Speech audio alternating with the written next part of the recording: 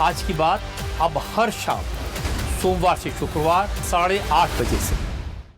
राम मंदिर चढ़ावा चोरी मामले में सबसे बड़ा खुलासा हुआ है। बेहद कड़ी सुरक्षा के बीच आखिर कैसे घोटाला हुआ, नोटों की गिनती के दौरान कैसे घपला किया जाता था, मंदिर ट्रस्ट के अधिकारियों और कर्मचारियों ने अपने रिश्तेदारों को नौकरी पर रखकर कैसे करोड़ों का चूना लगाया। मंदिर के काउंटिंग सेंटर में नोटों की गिनती पहली बार देखिए लाइव।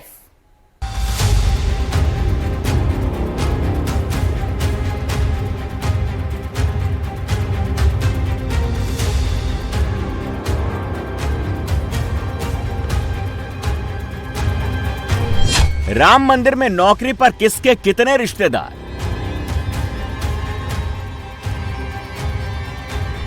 चढ़ावे की रकम गिनने वाले किसके रिश्तेदार,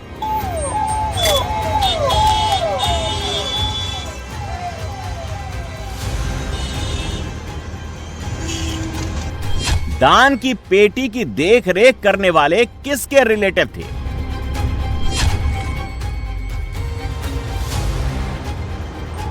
अयोध्या के राम मंदिर चढ़ावा चोरी मामले में एसआईटी की जांच तेज हो गई है। मामले में शामिल आरोपियों से लगातार तीसरे दिन पूछताछ की गई। एसआईटी की टीम अब तक 40 से ज्यादा संदिग्ध कर्मचारियों और मंदिर ट्रस्ट के पदाधिकारियों से पूछताछ कर चुकी है। खबर है कि ट्रस्ट के महासचिव चंपत राय और ट्रस्ट सदस्य गोपाल जी राव सहित मंदिर से जुड़े कई लोगों के बयान दर्ज किए जा चुके हैं। इस बीच राम मंदिर के काउंटिंग रूम की एक्सक्लूसिव वीडियो सामने आई है। सीसीटीवी की निगरानी में नोटों की गिनती हो रही है, इसके बावजूद घोटाला हुआ। राम मंदिर में चंदा चोरी के आरोप सबने सुने, लेकिन आज आप इंडिया टीवी पर वो तस्वीरें देखिए जिनको एसआईटी देख रही है। कमरे में 2 टेबल लगी है जिसपे 12 से 14 लोग एक शिफ्ट में नोट गिनने का काम करते हैं। सामने आपको 2 लोग सुपरवाइज करते हुए दिखाई देंगे। इनमें से एक एसबीआई का प्रतिनिधि और एक मंदिर प्रशासन का प्रतिनिधि है। इतना ही नहीं, नोटों की गिनती कर कर गड्डी बनाने का काम मंदिर के कर्मचारियों का है। अब इन तस्वीरों को एसआईटी खंगाल रही है।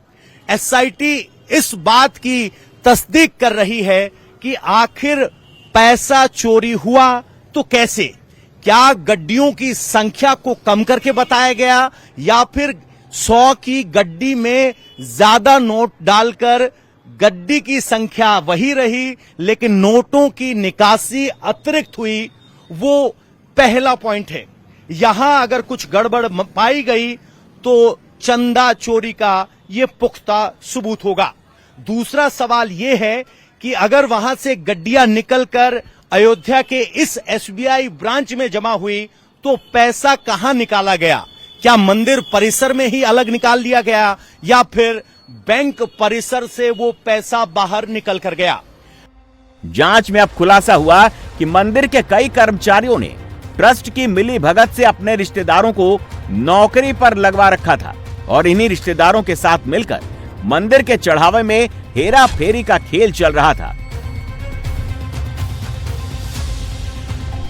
इसमें पहला नाम राम शंकर यादव उर्फ टिन्नू यादव का है, जो राम मंदिर ट्रस्ट के महासचिव चंपत राय का बेहद करीबी माना जाता है।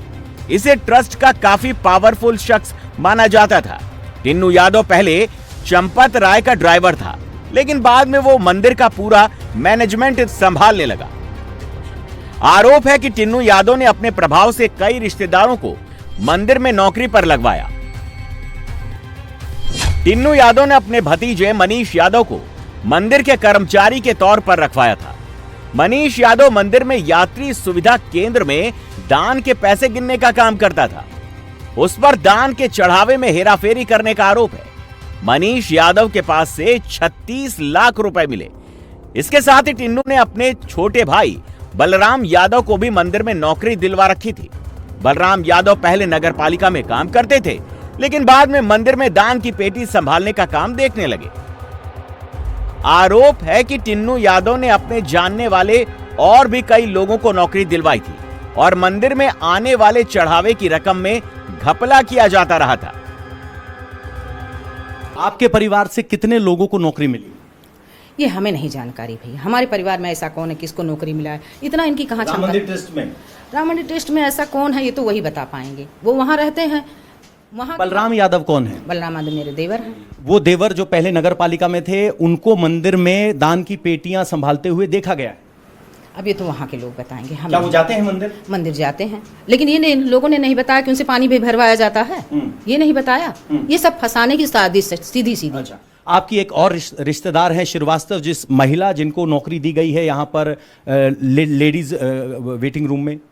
महिला आपकी नाम रिश्तेदार बताए? है नहीं, जिसको मंदिर में मंदिर में नौकरी दी गई है। वो तो भाई बहुत पहले, वो मैं नहीं दिलवाया। उनकी कोई फ्रेंड थी, वो नौकरी करती थी, वो उनका कोई है, उन्हीं के माध्यम से उनको मिला है। राम मंदिर में रिश्तेदारों को नौकरी दिलवाने में दूसरा नाम रवि मिश्रा का है। आरोपों के मुताबिक रवि चढ़ावे और दान की गिनती करने वाली टीम से जुड़ा था, लेकिन ट्रस्ट की मिली भगत से अपने बेटे और दामाद को भी मंदिर में नौकरी दिलवाई थी। अब इन पर दान पेटी से करोड़ों रुपयों के चढ़ावे में हेराफेरी करने का आरोप लगा है। एसआईटी जांच में खुलासा हुआ कि रवि मिश्रा ने अपने बेटे अनुकल्प मिश्रा को नौकरी दिलवाई। अनुकल्प मिश्रा मंदिर में चढ़ावे की रकम गिनने वाली टीम का हिस्सा था। जांच एजेंसियां उसके वित्तीय लेन देन और हाल के वर्षों में खरीदी गई संपत्तियों की जांच पड़ताल कर रही हैं। बीते कुछ समय से अनुकल्प की जीवन शैली और खर्च करने के तरीके में बड़ा बदलाव देखने को मिला। आरोप है कि उसने कई जगहों पर संपत्तियां खरीदी। बेटे के साथ ही रवि मिश्रा ने अपने दामाद लवकुश मिश्रा को भी मंदिर में नौकरी पर लगवाई। अनुकल्प मिश्रा की तरह लवकुश मिश्रा भी चढ़ावे की रकम की गिनती करने वाली टीम का हिस्सा था। करीब 6 महीने पहले ही ये जिम्मेदारी मिली थी। जांच के दौरान जब उसके घर की तलाशी ली गई तो करीब 10 लाख रुपए बरामद हुए। जिस समय संतों के, आचार्यों के, शंकराचार्यों, रामानुज वैष्णवाचार्यों और अखाड़ों के प्रमुखों के ट्रस्ट को हटाकर विश्वस्त लोगों का, अपने कार्यकर्ताओं के ट्रस्ट का निर्माण किया गया था, उसी समय से ये बात समझ में आ गई थी कि अपने विश्वस्त लोगों को बैठाने का मतलब है कि हम मनमाना कर सकें। तो अब वो सब निरंतर जब से ट्रस्ट बना है हो ही रहा है। अब चोरी की घटनाएं भी सामने आ रही हैं। अब बताइए, गोबर में से लाखों रुपए निकल रहे हैं, ये सब क्या बताता है? एसआईटी की जांच जैसे जैसे आगे बढ़ रही है, राम मंदिर ट्रस्ट में घपला करने वाले आरोपियों की लिस्ट बढ़ती जा रही है। अपने रिश्तेदारों को राम मंदिर में नौकरी दिलवाने वालों में तीसरा नाम है गोपाल राव। गोपाल राव राम मंदिर दर्शन के प्रभारी और ट्रस्ट के व्यवस्थापक हैं। उनके पास मंदिर निर्माण की निगरानी और परिसर की व्यवस्था संभालने की मुख्य जिम्मेदारी है।